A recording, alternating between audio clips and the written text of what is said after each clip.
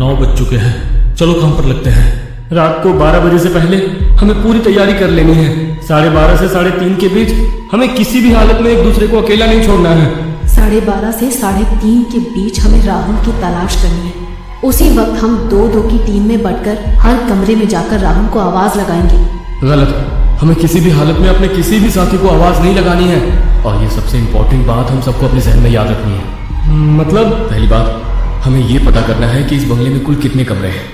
हमें उन हर कमरे के भीतर जाना है और कमरे की खिड़कियों पर टूटे शीशे पूरी तरह से बंद करने हैं और फिर इसी हॉल में वापस आना है। दूसरी बात, जितने भी कमरे हमने पूरी तरह से बंद किए हैं उन सबको याद रखकर रात 12:30 बजे के बाद दोबारा हर एक कमरे में जाना है और वहां मोमबत्ती जलाकर रोशनी करनी है। और सबसे इंपॉर्टेंट बात, किसी भी बंद अंधेरे कमरे से या खाली अंधेरी जगह से अगर कोई तुम्हें आवाज देता है तो समझ लेना कि वो हमारा दोस्त नहीं है। इस कहानी के लेखक है संजय कामले। सभी दोस्तों ने तैयारी पूरी कर ली थी। सचिन ने बंगले के बारे में पूरी जानकारी जुटा ली। अतुल ने जरूरी चीजों को इकट्ठा किया था। सूरज ढलते ही उन्हें उन जगह के लिए निकलना था। दिए हुए वक्त पर सचिन की कार सुनैना के घर पहुंची। गैलरी से कार की तरफ देखती हुई अपनी मां को देखकर सुनैना ने हाथ हिलाया और कार में बैठ गई। सबने घर में झूठ कहा था कि वे ट्रेनिंग के लिए जाते। शहर के ट्रैफिक से रास्ता निकलते हुए धीरे धीरे उनकी कार आगे बढ़ रही थी। कुछ ही देर में शहर की चहल पहल को पीछे छोड़ते हुए उनकी गाड़ी वीरान सड़क पर दौड़ने लगी। सभी के चेहरे पर एक अजीब सी टेंशन थी। किसी को भी नहीं पता था कि आगे क्या होने वाला है। रात के घने अंधेरे के बीच जंगल के उस सुनसान रास्ते पर उनकी कार धीरे धीरे आगे बढ़ रही थी। गाड़ी की पीली हेडलाइट में सब कुछ साफ साफ नजर आ रहा था। पतझड़ का मौसम होने के कारण पेड़ों से गिरे सूखे पत्तों ने जमीन पूरी तरह से ढक दी थी। बिना पत्तों के पेड़ जैसे हड्डियों का ढांचा बने इंसानी शरीर की तरह दिखाई पड़ रहे थे। गाड़ी की हेडलाइट में वह इलाका दिल में खौफ पैदा कर रहा था। कछुए की तरह उस कच्ची सड़क पर आगे बढ़ने वाले कार के पहिए एक जगह पर रुक गए, पर कार का इंजन अभी भी शुरू ही था। रात के वीराने में कार के इंजन की आवाज जंगल के सन्नाटे में कुछ ज्यादा ही शोर कर रही थी। विवेक ने डर भरी आंखों से खिड़की के बाहर देखा। शायद वो अपनी मंजिल तक पहुंच चुके थे। कार के भीतर स्टीयरिंग की बाईं तरफ हरे रंग की रोशनी से चमकने वाली डिजिटल घड़ी में 8:15 का टाइम हो चुका था। उस कार के अंदर अभी एकदम चुपचाप बैठे थे। कोई भी किसी के साथ बात नहीं कर रहा था। गाड़ी का इंजन अभी भी वाइब्रेट कर रहा था। गाड़ी में बैठे हर एक को अपने दिल की तेज हुई धड़कन के साथ सांसों की आवाज महसूस होने लगी। हमेशा शहर के चारपाल में बेइंतहा मस्ती करने वाले उन दोस्तों ने अपनी पूरी जिंदगी में कभी भी इतना खौफनाक सन्नाटा महसूस नहीं किया था।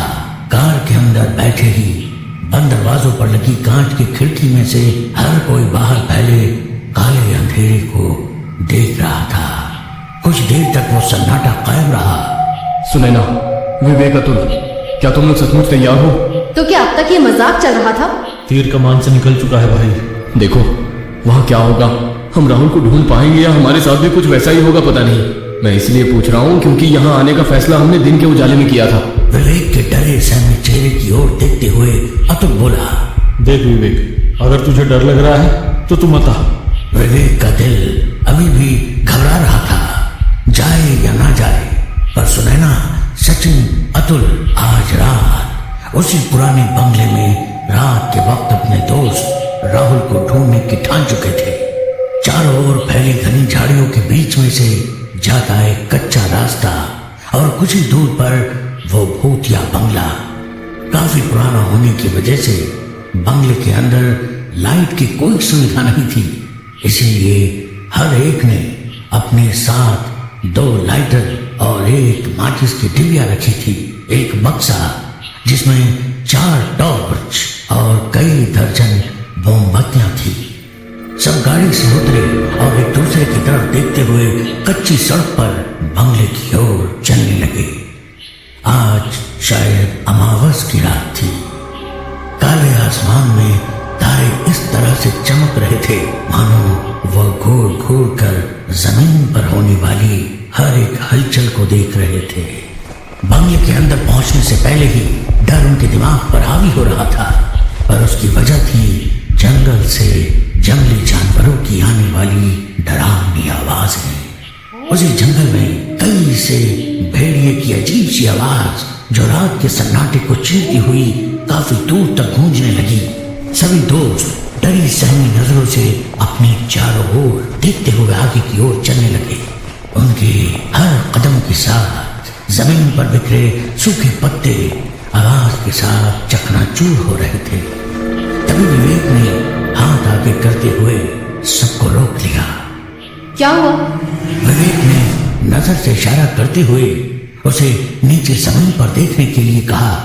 सुनैना ने मोबाइल का टॉर्च ऑन करते हुए जमीन पर रोशनी डाली और मानो उसके दिल की धड़कन जैसे थम गई। टॉर्च की रोशनी में एक बड़ा काला सांप सड़क के बीचों बीच आराम से पड़ा था। उस काले लंबे सांप पर नजर पड़ते ही सबके कदम एक ही जगह पर रुक गए। जमीन पर पड़े उस सांप ने टॉर्च की रोशनी की तरफ देखा। सभी दोस्त चुपचाप खड़े रहकर उस सांप की एक एक हरकत देख रहे थे। कुछ पल से टॉर्च की रोशनी की तरफ देखने के बाद जोर से फुफकारते हुए अपना जहर रोशनी की तरफ फेंका। वो नजारा देखकर डर के मारे सभी 2 कदम पीछे हट गए। तभी वो सांप सरसराते हुए जमीन पर पड़े सूखे पत्ते के बीच से जंगल में कहीं गायब हो गया। अपने तीनों दोस्तों की तरफ देखते हुए विवेक ने थोड़ी डरी सहमी आवाज में कहा, चेतावनी, हमें पहले चेतावनी मिल चुकी है कि अंदर मत जाओ। विवेक की तरफ देखते हुए सुनैना ने कहा, ये रही गाड़ी की चाबी। वाकई में तुझे डर लग रहा है तो तू जा सकता है, हम संभाल लेंगे। और हाँ, अगर कहीं पिकनिक मनाने जाने का प्लान बना तो तुझे जरूर बताएंगे। सुनैना की यह बात विवेक को अच्छी नहीं लगी। यार मैं मजाक कर रहा था। विवेक, आवाज। और सुनैना, मोबाइल का टॉर्च बंद करो, इस टॉर्च से काम चलाओ। बोलते हुए सचिन ने अपने पास की लंबी टॉर्च सुनैना को दी। और फ्रेंड्स, ज्यादा ऊंची आवाज नहीं। हाँ, सबने उसकी ओर देखा और गर्दन से हाँ में इशारा करते हुए चलने लगे। रात के अंधेरे में सामने वाले उस बंगले का नजारा दिल में खौफ पैदा कर रहा था। सभी दोस्त अपने हाथों में ली हुई टॉर्च की रोशनी बंगले की चारों तरफ मारते आगे बढ़ने लगे।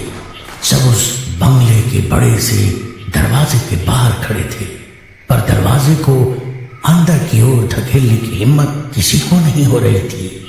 सब यही सोच रहे थे कि अंदर जाए या नहीं।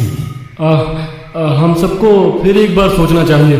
तो अब भी सोच ही रहा है, अब पीछे हटने का सवाल ही पैदा नहीं होता।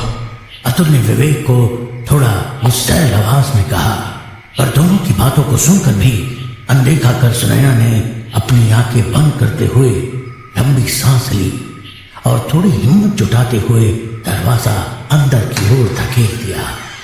बंगले के अंदर के उस काले घने अंधेरे में दरवाजे की आकार की रोशनी जमीन पर फैल गई। सुनैना ने पहला कदम बंगले के अंदर रख दिया और उसके पीछे पीछे तीनों दोस्त अंदर आ गए। 9 बज चुके हैं, चलो काम पर लगते हैं। अतुल ने सबकी ओर देखते हुए कहा। उसकी बात सुनकर विवेक बोला, रात को 12 बजे से पहले हमें पूरी तैयारी कर लेनी है। 12:30 से 3:30 के बीच हमें किसी भी हालत में एक दूसरे को अकेला नहीं छोड़ना है। विवेक की बात खत्म होते ही सुनैना ने कहा, 12:30 से 3:30 के बीच हमें राहुल की तलाश करनी है। उसी वक्त हम 2-2 की टीम में बंटकर हर कमरे में जाकर राहुल को आवाज लगाएंगे। गलत, हमें किसी भी हालत में अपने किसी भी साथी को आवाज नहीं लगानी है। और ये सबसे इंपॉर्टेंट बात हम सबको अपने जहन में याद रखनी है। सचिन की आवाज सुनकर हर कोई उसकी तरफ देखने लगा। मतलब? विवेक ने पूछा और सचिन तीनों के चेहरे की तरफ देखते हुए गंभीरता से बोला, पहली बात, हमें ये पता करना है कि इस बंगले में कुल कितने कमरे हैं।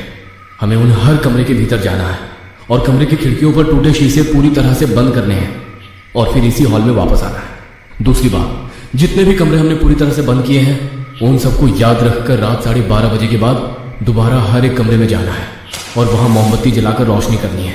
और सबसे इंपॉर्टेंट बात, किसी भी बंद अंधेरे कमरे से या खाली अंधेरी जगह से अगर कोई तुम्हें आवाज देता है तो समझ लेना कि वो हमारा दोस्त नहीं है। सचिन की बात सुनकर सबके चेहरे का रंग उड़ गया। तीनों दोस्त सचिन की एक एक बात अच्छे से अपने जहन में उतार रहे थे। सबके रंग उड़े चेहरे की ओर देखते हुए सचिन फिर बोलने लगा। जिस भी कमरे के अंदर तुम मोमबत्ती जलाने जा रहे हो, सबसे पहले उस कमरे के दरवाजे के बाहर से खड़े होकर तुम्हें इस बात को कंफर्म करना है कि भीतर से कोई आवाज या आहट महसूस नहीं हो रही। अगर कमरे के अंदर से कुछ अजीब सी आवाज आती है तो हमें उस कमरे को छोड़ देना है। मतलब ये कि हमें जिस भी कमरे के भीतर जाना है, सबसे पहले कमरे के भीतर से कोई आहट या किसी तरह की आवाज ना आ रही हो, इसका जायजा लेना है। बिल्कुल सही। अगर कमरे के भीतर सन्नाटा हो तभी उसका दरवाजा खोलना है और वहां मोमबत्ती जलाकर उजाला करने के बाद में जिस कमरे को छोड़ा था उस कमरे के बाहर जाकर दोबारा उस आवाज को सुनने की कोशिश करनी है। अगर सन्नाटा है तो दरवाजा खोलकर हमें वहां भी उजाला करना है। एक बात ध्यान में रखना, हमें किसी को आवाज नहीं लगानी। सभी दोस्त सचिन की एक एक बात सांसें रोक कर सुन रहे थे। यार ये बात तुम यहाँ आने से पहले नहीं बता सकते? नहीं, अगर पहले बता देता तो मस्ती करने के चक्कर में यहाँ आने से पहले ही तुम सब कुछ भूल जाते। बस हो गया, अब तुम डराओ मत, वैसे भी पूरी तरह से फटी पड़ी है। बोलते हुए विवेक टॉर्च की रोशनी इधर उधर घुमाने लगा। सबसे पहले हमें घर के सभी खिड़की और दरवाजे बंद करने होंगे। जिन खिड़कियों के शीशे टूटे हुए हैं वहां पर कागज या ऐसे ही किसी चीज का इस्तेमाल करके बंद करना होगा जिसकी वजह से अंदर की रोशनी बाहर ना जा सके या बाहर का अंधकार नजर ना आए। सही कहा तुमने सचिन, सबसे पहले यही काम करते हैं, चलो। विवेक के साथ सुनैना, सचिन के साथ अतुल, दो की टीम में चारों दोस्त घर के दरवाजे और खिड़की बंद करने के लिए निकल पड़े। बंगला कई सालों से बंद होने के कारण दीवारों का रंग उड़ चुका था। जगह जगह मकड़ी के जाले दिखाई पड़ रहे थे। सुनैना और विवेक टॉर्च की सफेद रोशनी में घर के निचले हिस्से की हर एक रूम को चेक करने लगे। कई जगह खिड़कियों के शीशे टूटे हुए थे। उन्होंने बैग में लाए हुए न्यूज़पेपर्स निकाले और पेपर टेप से खिड़कियां ढकने में जुट गए। इधर अतुल और सचिन दूसरे फ्लोर पर जाकर दरवाजों और खिड़की के टूटे हुए शीशे बंद करने लगे। बंगला काफी बड़ा था। एक एक कमरा उन्होंने दोबारा से चेक कर लिया। इस बीच उनका काफी वक्त गुजर चुका था। लगभग 11:30 बज चुके थे। सब दोबारा से हॉल के बीचों बीच खड़े हुए। जिसने जो कमरा बंद किया है वो उस कमरे के बारे में जानकारी दे रहा था। तभी सचिन ने कहा, हम कुछ भूल तो नहीं रहे?